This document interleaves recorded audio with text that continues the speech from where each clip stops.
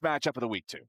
Well, considering all the other ones were a little bit lopsided, then I agree with you. Yes.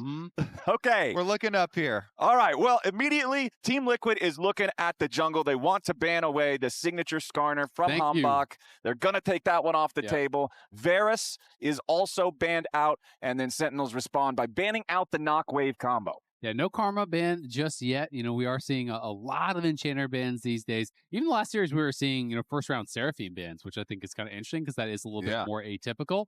So it was something that was added to the list. But it is going to be a Bard ban. So now Sentinels will be the ones that have to ban Karma unless they're willing to give it up, which is pretty rare these days. Yeah, and I don't think they're gonna do it. Yeah, here we go. So Karma ban, you definitely still can go like other stuff into the Ashe Seraphine. You don't have to necessarily jump on first picking. And a lot of the coaches I've been talking to have like, oh yeah, each one has their special, you know, like I was hoping that they were gonna do it type of answer. So maybe Golden Glue has a special one. You could just go for another like Nautilus kill lane into it. With Bard and Karma both being banned out, that's what I usually jump to. But you can still do like Caitlyn Nico or something because Caitlyn range and sieging has been quite effective. I was going to say, I also kind of like some teams are just, when Seraphine gets first pick, they just take away the Ashe. I actually kind of feel like the Ashe is more flexible with other champions than the Seraphine is, in my view. But it's obviously personal opinion, and different teams agree, you know, or disagree on it. Jarvan, Rumble, though, that is the answer. They're saying, you're going to draft Ashe Seraphine. These champions do not have dashes. We will be diving you. That is our answer. So it is a clear game plan here from Sentinels. And I think that if you are running this is a lot of hard engage, then a Nautilus lane would make sense. Put a lot of kill pressure there. You got the spicy hot pot, and you can make the bot lane spicy as well. And on the other side, they're locking in the Pantheon with the Ashe Seraphine combo. I always like to see this trio just because the Enchanted Crystal Arrow into the Grand Starfall. You've also got the Hawk shots to make it easier to set up for Pantheon. Really good stuff. Yeah, and the Pantheon could just go bot lane, point and click, and then all of a sudden your spicy lane on the bottom side might be spicy in a bad way for you. So they grab the Jhin early, which is definitely one of the AD carries. Flowers, it's one of the AD carries that can play well into the Ashe Seraphine. There was more going on than the Jhin last game. The Jhin solo killed the Vayne. Berserker was owning. There was other people owning too, but also the Jhin. I can see the smile on your face. Not even you are taking that seriously. Hey, he did great. Okay. They're just running it back what Lion played, you know? Yeah, for sure. It makes a lot of sense. Mixing it up a little bit so it's not obvious that they're copying. Okay, it makes a lot of sense. You got the Jarvan Rumble dive, Jhin ultimate over the top. And the lane is fine. So now let's progress here into the solo lanes. Now, interesting. I mean, Morgan definitely very scary versus Impact just as an isolated lane. So I do value banning the Ambessa both for the players, but also for the comps. When you have Ashe Seraphine, it seems like it creates a lot of space for Ambessa to work. And we've seen the combinations of CC, Ashe Arrow into Seraphine ult and Ambessa ult. It's just like, your carry basically doesn't get to move. It's very, very dangerous for the team fight, so I do like this protection ban. The Anivia ban is kind of saying Sentinels need to ban out Ryze, probably, or that's going to be the pick. Quid does love that champion, so that would be the potential ask. Instead, it is going to be a ban of Annie, so we'll see what their plan is going to be. Also curious to see if TL is going to focus any of the bans down on huhi in the support role. Maybe because they think it's game one, he's just going to play an engaged champ, and they don't really care. Like, they're thinking it's all going to be kind of similar. If you wanted to target an engaged champ that is more lane dominant, I would say Nico. If you want to actually try to dominate in that 2v2, Nico I think is a pretty decent ban. More AoE damage, more AoE CC. That would kind of synergize with their comp. But of course, you can play Nautilus, you can play Rakan, you can play all kinds of different champs down there. And huhi is very adept on the engaged champs. Yeah, I think the Nautilus is a really good ban here. That one is just kind of the easiest to look for those kills. And so it's a little bit more safety for Yone and Core, but as you said, there's many other engaged supports that huhi can go with. And the Anivia ban means that Ryze priority is up because Anivia is a very good answer into the Ryze mid lane. So let's see what the other answer is going to be for Quid. Since they banned out the Anivia themselves and they're kind of speculating that this might happen, Ooh, Here we go. Another Yone. The melee carries with the Ashe Seraphine is really, really nice. Ornn ultimate over the top. Again, massive amounts of CC here. Huge team fight for TLAW. Very, very strong group potential they have. And while I think Ryze is fine in the 1v1 against Yone, it just feels hard to play Ryze into this team composition. There's so much CC in your relatively short range. If you ever walk too far forward, all of a sudden you're flash stunned there by Pantheon, then the Encore comes through, then the Fate Seal comes through, then the Crystal Arrow comes through, then the Call of Quartz God comes through. We get a Rumble support. Look at that. We got a last pick for the Zaahen. They're cooking. So we are going to be cooking. The spicy hot pot is in the bottom lane already for when Jarvan comes. Okay. This is pretty cool. When I've seen it, people are doing like a couple points E and trying to just do it as like a poke lane, basically. And you're trying to hit like Electro Harpoon into a root. Kind of the combo that we saw later in the game from Dokla, with Berserker last game. But we'll see how it does actually in the 2v2. Yeah. And again, since you're in the lane already from the beginning of the game, you get lots of value out of the equalizers early on the champions that don't have dashes. Low mobility for Ashe and for Seraphine. So they can definitely set up for Jarvan ganks fairly effectively. Rumble is a very high damage support. It is a little bit more risky with your positioning though. So Pantheon enemy jungle could be a deterrent, could be a factor here, especially because Jose has been very active and quite good this split. It's also, from what I can see, this is the first time it's been played in any region this split in support. So no games have been played anywhere except top lane, actually, so far this split. This is something that has been played in the past, of course. Occasionally it's played in solo queue, but definitely not a... Yep, Carrier. It's definitely not a popular pick by any means. And this split, first time seeing it, it is going to be hit or miss. I feel like if you get ahead, you can be really useful. But on these kind of picks, you are a melee damage carry in support. If you are losing, you are going to lose hard. Exactly. You're going to be a cannon minion at that point. So the execution really needs to be there for the bottom lane duo. The other thing I'm going to be looking at here, impact on the Zaahen. This champion, remember, you're not going to get the revive unless you're fully stacked on determination. And being able to stack that up can be very difficult with the amount of CC that you've already talked about. Fate sealed into the Encores, into the Crystal Arrows, into the Call of the Forge God. If you're just getting juggled around, you're never going to fill up the blood. I completely agree. I think what he is hoping for, though, is probably if they're full sending it on the Ryze or the Jhin, then you're kind of counter-engaging, right? You're going back in and you're trying to fight through them and hitting this front line and being able to turn around that way. But you can be the one getting engaged on too and burst down, just like you're saying. And that definitely would be a huge weakness. The burst is very annoying to deal with. All right, harpoon shots that hit. We're counting these for evaluation. There was one of the Rumble support. So far, huhi is smurfing. Okay. Does he have another harpoon 2 about for to 2. get locked and loaded? 2 for 3. Okay, that's a whiff. All right. There was too much pressure. We started talking about it. He just fired a fourth one. I think it hit. The 3 for 4. jumped away we'll count it. right when it shot out. Ooh, 4 for 5. Okay. But he dodged the Q. You get more shots for that. Yeah. Oh, I think he tagged one on the side as the camera was panning away there. Okay. Jose, though, of course, he is clearing from bottom up towards top. So the Pantheon not going to have an early influence on that lane, and it's just up to Ashe Seraphine. Just, try and farm here as you get harassed by the harpoons and the Jhin. Yep. And you get pushed into your tower, and they are doing that fairly effectively so far. Does hit the drop of the beat onto huhi. Drop of the beat. And he's dropping at HP. Yep, that was a nice drop on the health bar there. As meanwhile, back in the mid lane, we'll take a look at the DARKWINGS versus Quid matchup. But right now, we've also got Jat standing by for an interview with TL coach Spawn. Thanks. We're just talking about the early jungle pathing. You feel good about the start of this game? Yeah, I'm actually pretty happy with that because obviously he tries to invade. Pantheon is a little bit slower than Jarvan, so now tempo lead's gone, so Pantheon should be pretty happy. Sounds good. Also, it's been a minute. Welcome back. How do you feel? I feel pretty good today. I actually had a really rough trip over here this time. I must be getting old because jet lag completely destroyed me, but I'm good today. Now that you're on site with the team, what do you expect to change, be different? What do you need to improve on? Nothing really changes when I'm here, I think. That's what I always say. People tell me otherwise, but I think our stage drafts have been pretty good lately. So, we'll just keep working on that and keep trying to hold our lead on first place, up there with Cloud9. All right, last question. What needs to go well in this game for you guys to win? I don't think anything. I think they gave us probably 4 of our 5 best champions, so hopefully we just play the game and win. Support Rumble? Surprise? I mean, everyone just tries to cheese us, apparently. Every single time there is a weird pick, it's against Team Liquid, so we'll see what happens. Okay, thanks, Spawn. I'll let you get back to it. Back to the casters. Confident answer there from Spawn. We don't have to do anything special. Nothing has to go right. We got what we wanted. And I think part of the reason for HamBak spending that time to go for the invade, even though he doesn't get any camps or anything, again, he wants to get this vision ward. He wants to make sure that his Rumble Jhin lane that they're gambling on does have information and knows that Jose was clearing at least from bottom away towards that top side. And so he did leave behind that ward and did get that visual confirmation as they met up. It cost him a little bit of time, but it's not really bad at all. As you can see, he's right into his second clear anyway, just on time. So both junglers basically are mirrored. And now HamBak knows, hey, I'm the one that's clearing towards bottom side.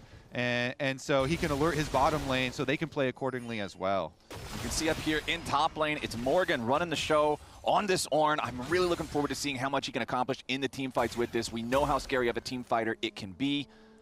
Yeah, and Morgan has already used his teleport, so Impact's just trying to hold the wave as much as he can. If he can prevent him from crashing this wave, you know, trade as low as you can without dying, then you want to TP back. That is where things can get really good.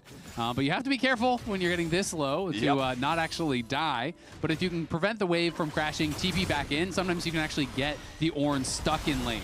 Right now, Impact is really pushing Morgan back. The healing that Zaahen is able to get there with the grass proc alongside what's built into the kit is very effective at keeping that HP high enough to stay around. Huhi does get caught by the beat drop here yet again, and that's the majority of his health bar just gone. Scrap shield plus the flash to try to escape. Yeon's ready to follow with a focus fire. First blood goes back over to CoreJJ as Yeon barely gets out, but Rahel makes sure it's an even trade. Yeah, he gets him. He does end up having to burn the flash, and they are going to be like +1 summoners, or +2 actually for CoreJJ. His heal will be back up earlier since he had used it during lane phase. So they get the kill onto the Rumble support, but you're losing minions to the tower afterwards because AD carry got killed. On the side of Sentinels, they still get to Rahel. Rahel still gets a push in. But Yeon does not get that extra farm. Yeah, exactly. And the kill went to Seraphine, not to Ashe, whereas it went to Jhin on the other side. So it actually turns out pretty good for them. As huhi walks forward, this is the combo. You get the auto attack from the Ashe, which gives you the slow application. Then the double E gets a stun. They flash in, but look at the damage. When you overheat on Rumble, support, top, doesn't matter. You are going to do a lot of damage. He has the ignite, turns, fights. Rahel flashes in, does get that kill back. And it's really good in the short term. The question is, can you use those sums to get more later? OP. It is OP, huh? It's very infrequently used, as we went over, at least this year. And not even super frequently in the previous year, but huhi here, a lot of unique champions. This is the first time he's playing Rumble. 0 career Rumble games so far, and he has the 3rd most unique champions played in Tier 1 across the whole world. I'm assuming that's what that says, so pretty impressive stuff that now he's adding yet another one to the pool. Yeah, it is really cool, right? And he is a player who, you know, if you're a newer fan, he's been playing support for so long, a lot of newer fans don't even realize he was a mid laner, right? Yeah. And that is going to give you the advantage, you know, having a lot of those unique champs. Because you have played across a lot of different eras and a lot of different roles. So one thing that I'm going to be watching now, because Josedeodo is level 6 and Yeon is just about there, like 90% EXP. I feel like one of the things people really like to do with this Pantheon Ashe combo, when Ashe takes her recall, you just fire the arrow down mid, especially against a champion like Ryze that doesn't have an easy way to try to react to it without having to spend flash. And then if you hit, it's just Grand Starfall plus Yone over the top. There's no way to get out. I think it could be really strong, but I also think when Rumble has no flash and Jhin has no flash or cleanse, I feel like you could just almost point and click, go down bot, and have him join there, you know? No necessarily a reason to actually just risk doing that long-range shot, because you can just gank through lane, and I feel like it'll probably be pretty effective. Let's see if HamBak can make anything happen around this mid lane. He does have to sweep out this ward placed down by TL, so no opportunity for the Jarvan to unleash the Cataclysm here just yet, but he will maintain control over the Dragon Pit here with a control ward. huhi level 5, Rahel level 6. That Rumble very, very close to unlocking the ultimate, and I'm really curious how well they'll be able to use that to continue trying to win these fights with the OP Rumble support. And Yeon has a Hawk Shot ready to use at the moment as well. Looks like they're going to go for the recall, but they could pop it over towards the Dragon as he does get his recall off, and the Dragon is started off here by HamBak. So there it goes. They're going to get alerted, but they're not going to do anything about it. It's just, oh yeah, they're on it. You have time to go cross-map here. Pantheon could get some grubs or something. Yep. Impact's in a bit of a weird spot now. I was talking about it earlier, but one of the kind of weird dynamics sometimes about top lane is if you try to hold your TP to punish after the TP and then TP back and lane lock them, your teleport is so much delayed from the cooldown of where the Ornn is. So the Ornn TP'd back, and now Ornn has full prio in top lane because Impact's teleport wasn't back. So he just TP'd back with full health, bullied him out, and now Impact has to base, and you're losing a plate. While down in bottom lane, Equalizer drops. HamBak shows up, but Yeon and CoreJJ get themselves back to safety with the heal there from the Seraphine. Curtain Call doesn't accomplish a whole lot, so really HamBak's presence not paying off very big down the bot side. Yeah, not much damage there. They just kind of walk over the edge of the Rumble ultimate, and Seraphine shielding did a lot of that. So that's 2 ultimates invested from Sentinels without gaining very much at all. DARKWINGS, though, has been able to, you know, get some decent trades on the Quid, despite him being down in CS. Yeah, and this is almost one more auto, and it's going to be a second plate for Morgan. Now he's up almost 400 gold against a Grasp Zaahen. This is not even a Conqueror Zaahen that's going more for the scaling rune. So I think, you know, Impact tried to get a situation early where he could lane lock him. That didn't work, and then he completely ruined his tempo because he had the much later teleport cooldown. Morgan TP'd back, and now Impact's in a bit of a bad spot. You know, you're in this matchup where you're wanting to be, you know, bullying this Ornn. You're taking the Grasp to be able to scrap with him early. And Morgan has played it very, very well. And the enemy team has so much CC that it could be very difficult, like for Impact to even stack his passive up for the team fights later. You can get CC locked, you can get bursted down, as we were mentioning earlier. So maybe the Jarvan there could turn. There's a ward for Morgan, so the ward is going to see HamBak.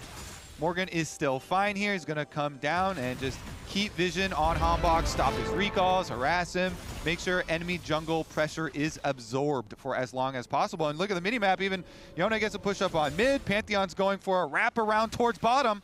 Let's see if Josedeodo can accomplish what HamBak couldn't and make something happen down here in the bottom lane. Yeon and Core about to crash this wave. Huhi has 5 seconds left on the equalizer. Could be a big game changer in preventing a tower dive. As we will see HamBak heading out of the base down towards the bottom side. Josedeodo just going to go ahead and back off. Discretion being the better part of valor on this one, and they're not going to send the tower dive. Yeah, I think that is the right choice. If you dive there and HamBak shows up and you have the equalizer, that could be a complete disaster. So they don't find the angle to make the play. And they just shot the hawk shot straight up there. We saw the hawk shot go through, so good information gathering first before you take any risks. And it looks like a little sense of deja vu down here as HamBak tries to show up yet again. The equalizer doesn't do enough to stop the retreat of Yeon and Core, and they just kind of walk it off. And that one, honestly, is on Rahel again. He missed the Deadly Flourish. If your Deadly Flourish is on point, at least you got a flash or something, right? Yeah. Because they're trying to set this up with equalizer into Deadly Flourish, which allows HamBak to get in range for flag and drag. And if you get hit by one, you're going to get hit by all of it, right? And that's kind of what they're banking on. But when you drop the equalizer and the Deadly Flourish misses, you look kind of silly. Like, it's just a wasted ultimate. They just walk it out and nothing happens. Plus, without that equalizer around, that's just that much less care, that much less respect that Yeon and Core have to give towards Rumble support alongside this Jhin combo. Back up in the top side, though, didn't get to comment on it a moment ago when it first occurred, but that MasterCard power spike there from Morgan, completing the Thornmail when you're up against this pure physical enemy champion and a pure physical damage jungler, I feel like Morgan's just not afraid of anything Sentinels has to throw at him right now. Maybe he'll be afraid of the support Rumble magic damage later, huh, Flowers? Okay, maybe support Rumble will be the boogeyman in the closet to try to scare the big bad Ornn. Against him. Yeah. He's gonna roast him up. All right, that's gonna be the answer for Ruined the Ornn. day. You underestimated the support Rumble. All right, Morgan's going to have his himself tested once he comes face to face with that Rumble. But you know what? We might actually see them come face to face sooner than later because it's 60 seconds until the next Drake spawns. Morgan has his teleport ready to go. Impact has his as well. So if the teams want to fight over this one, we could get a much larger fight than we've seen so far in the game. Yeah, we absolutely could. And I mean, both teams, as you said, are kind of ready to go. Everyone's got their summoners up. Everyone is online. So if we do have a fight, it'll be a very explosive one. Yeah, and I like what I'm seeing on the side of TL. We have the Blade of the Ruin King already done for Quid on the Yone. That is, it is huge for him. And man, the ultis that they will bring to this fight. Now Kraken also done for Yeon. So, you know, everybody basically on the full item power spikes except for Impact. No Trinity Force, which is a fairly expensive one. Yep. Poor Impact still having to juggle those Trinity pieces around as he tries to push Morgan back, get every little bit of damage that he can. Morgan still walking it off, but no, Josedeodo getting caught here with the bot side river, but Team Liquid's ready for the counterpunch. Quid goes in for the fate sealed. It's a 1-0 here at the very start as the Encore's looking to make it 2. Huhi tries to flash away, but the Pantheon's ready to follow. Josedeodo chasing him down, Enchanted Crystal Arrow is going to guarantee it, and Team Liquid picks up a couple. Yone, man, he got his Blade of the Ruined King dunk, and they could easily counter that play. Jose blocks so much as Pantheon. He has his flash, he uses directional immunity, backs off, and then Quid sees the angle, goes right in, uses the ulti, gets the kill, and that's a recipe for a free dragon. So here's another look. They're making the move towards mid. Jose, he goes in for the stun. Boom, he stopped. Look at how much damage is blocked by his directional immunity. And then he also flashes. And since you're fully committed in it, they're able to get the counter kill. Core then goes for the attempt at another one, and he was able to lock down the Rumble long enough that it's easy follow-up. And you're just seeing the luxury of having so much CC here. The effective... Don't read those lips. the effective... We're just going to gloss over that. The effective Yone ultimate, and then the effective ult flash from CoreJJ, and then the Yeon, very easy, like point blank Ashe arrow just to follow up and ensure that they're going to kill that Rumble. So really nicely kind of set up there and then responded by TL. And it's not just that they got the kills on HamBak and huhi. Both of them tried to flash to get themselves out and still died anyway. So it's that much more insult added to injury here as Sentinels find themselves 1,500 gold behind. Quid putting the pressure on the impact up here in the top side as well. Yeah, you finally got your Trinity Force complete on the Zaahen, but now you're dealing with Blade of the Ruined King with the upgraded Berserker Greaves Yone. It's just not a fun time for Impact. And it's a Quid Yone. Quid has one of the highlight reels, one of the best LCS Quid highlight reels, Yone highlight reels that we have ever had. Also just interviewed Saint after their game, and he said Quid definitely has the best mechanics of any mid laner, so we'll see if those are on display at this Rift Herald fight. Okay, HamBak wants to try to challenge for the Herald, but it's already going to get smote down by Josedeodo as he tries to make his exit now. Quid still hanging out over the wall, jumps into the Soul Unbound. They want this damage onto HamBak, but it's Josedeodo staying alive for now. Again, that directional immunity buying him so much time. Now huhi is just left to die. Team Liquid can do no wrong in these river fights as Rahel's about to drop to Quid, but he has to back away a little bit further now. Quid finally gets shut down, but Rahel does die. Yes, Impact is going to get his resurrection, but they're just going to kill him again right after. It's a slaughter for TL. Quid is ripping apart Sentinels, the entire team. Meanwhile, the Ryze, bottom lane, ripping apart that tower. He does keep split pushing. He's split pushing down there. We're going to see the teleports come in, but look at this. Over the wall, they're looking for it. Quid immediately ease to follow and kind of protect Jose here. So even though they pull off their patented combo, the Jarvan ulti and the Rumble ultimate, Quid is pulling off his patented combo with the rest of the team here. You know, setting him up, giving a lot of room to play in. Oh no, DARKWINGS just finding himself caught out down here. Josedeodo, it's just that easy for the Pantheon to get another one. 3-0-3. The jungle gap this game is massive. It really is, and I mean, DARKWINGS stayed down there. He did get first tower, so that is something that they got, but dying off the back of that, and then Morgan gets tower right back on the top side. That is brutal, and I feel like I maybe learned something new in that replay, because it looked like the directional immunity was working on the Rumble's equalizer based on their positioning, which I didn't actually know that it worked on the dot if you're standing on it. Yeah, as long as you point it at the champion, the champion that casted whatever it is. It's a mind game. Then it'll work. I stare at you, your bomb doesn't hurt me. I also would say, you know, some of the drawbacks here, if you have Ryze, which is like a very historic split push champion, and you don't have teleport, yeah, it is nice to have the extra movement, you know, and have double sums with Ghost and Flash, but relying on only Realm Warp for rotating around the map can also be a bit of a hindrance. And I think TLAW has this game right where they want it. It's basically they're super rich, and Jose can come flying out of the skies anywhere on the map. These towers are starting to go down, so there's not a lot of safe space for Sentinels anymore. The Grand Starfall can come down right on your head. Grand Starfall, Enchanted Crystal Arrow to follow it up or set up for it. Morgan can bring in the Call of the Forge God from a long way away here too. We've only got 60 seconds until the next dragon spawns, so I guess if you're looking for silver linings for Sentinels, at least because they got one of these first Drakes, it's not like Team Liquid is going to be moving to Soul Point if they take this, because I feel like if you're Sentinels, you do not want a fair fight out in the open at an objective right now. No, absolutely not. I mean, it's going to be really, really tough, but It's hard to think how you want to play this out because you're not really stronger in sides. You're not stronger in 5v5. There's not a lot of things that are kind of working for them. You know, these extended fights can be pretty good for impact, but you get that passive bar all the way stacked up, and then Morgan just backs off and lets it expire. Plus, if I'm counting like, oh, who loves extended fights, and you look across and the enemy team has Ashe, Seraphine, and Yone. It's like, okay. It's like, ah, oh, dang, we're fighting an uphill battle here. 4 people are going top for Morgan, though. Okay. Before the map went dark right now, I saw 4 Sentinels walking their way up, and Jhin even kind of hovering that way too. I mean, Morgan, you cannot ask for more out of your Ornn pick, right? It's like, you got an Ornn pick into a Zaahen, and you're even +3 CS. You basically, the enemy tower is already dead. You provide so much value. You're already upgrading your own item, and you can start to upgrade your teammates' items. So, job very well done, sir. He's exactly where he needs to be, already hitting that point like you're saying, where the upgraded items are coming through, is just going to make this lead for TL that's already on paper super far ahead be even more so. Sentinels are quickly running out of any sort of recourse to deal with this, and now TL just doing what TL does once they're ahead. They invade the enemy jungle, they take away resources, they starve Sentinels out, and it's getting harder and harder for Sentinels to own anything on Summoner's Rift.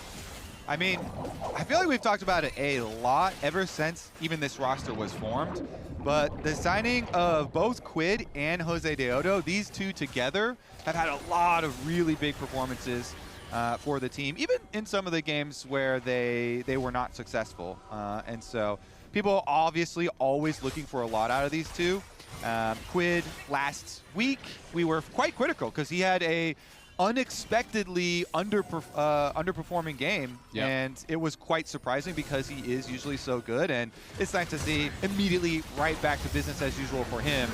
Oh, and here comes the Wombo combo, Call of the Forge God into the Grand Starfall. DARKWINGS' Ryze is just not participating in this first game, but Josedeodo's Pantheon is racking up kill after kill, 5-0-3 now, 8 out of 10 kill participation. The guy is just making play after play, and now with the enemy team's support and mid laner down, Team Liquid's just taking the opportunity to start up a 20-minute Baron, while Quid is in a 1v2 against Rahel and HamBak, and he's winning. Morgan shows up just to make sure that Sentinel stays as far away from the Baron pit as possible, and TL is going to get this one for free. Yeah, I mean, this tells you everything you need to know about the game. There's 2 Sentinels wards on the 20-minute Baron, and they still can't go there. Yeah, you just have to stay all the way away from it. Watch as the Baron dies. Smoke down, 6,000 gold lead now for TL.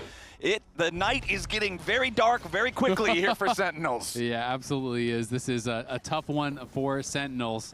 They're going to have to find some pretty big picks, I think, to have any chance of doing something in this game. Feels like it has to be a fight where maybe you one-shot Yeon, you know, if you catch him right off the bat and kill him, but the counter engage is so good and everyone else is so fed that I don't even know if it's going to matter at this point. But, you know, I wanted to talk a little bit more about the mid-jungle for TL, like you were touching on, Kobe, because Quid obviously came in with super high expectations. He was like the hottest offseason aspect. Yeah. Whereas Jose, a lot of people were kind of disappointed. Well, we wanted Inspired. You know, what is Jose doing here? Like, why is he showing up? But Jose has been incredible this split. And now Sentinels are at least trying to get something, but Josedeodo is utterly undeterred. DARKWINGS caught off on the side as the Enchanted Crystal Arrow is going to lock up Impact. DARKWINGS first to fall as Sentinels scatter. Impact and huhi both still trying to escape, but Josedeodo finds one more stun, forces out a defensive Grim Deliverance. And the only thing Impact can deliver is himself to safety, but ever so barely. The whole jungle is owned by Team Liquid. The bottom lane tier 2 is going to get knocked down by Quid. The mid lane tier 2 is about to die to the rest of the team, and Sentinels just can't do anything. Yeah, they're going to try, though.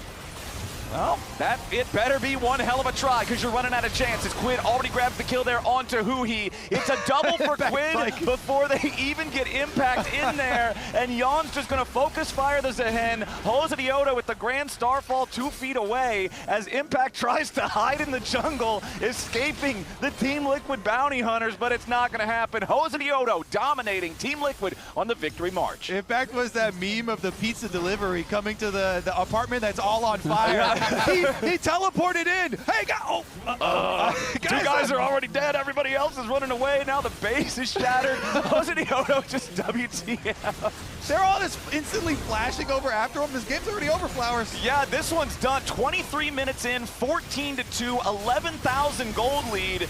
I think Spawn was right on the money. Team Liquid got what they wanted. Everything went according to plan. Josedeodo jumping in, looking for yet another kill here with the HamBak, who managed to fly in only to die. Huhi gets ran down by Yeon with a focus fire. DARKWINGS just trying to distract him from the Nexus, but he'll only serve to pad the stats. Team Liquid wins at 18-2. Look at their cams. They won that game so hard, not a single TL player was even smiling. They're like, just like that okay, wasn't bro. even 24 minutes. That was a 23-minute victory. Yeah, that was not even remotely close.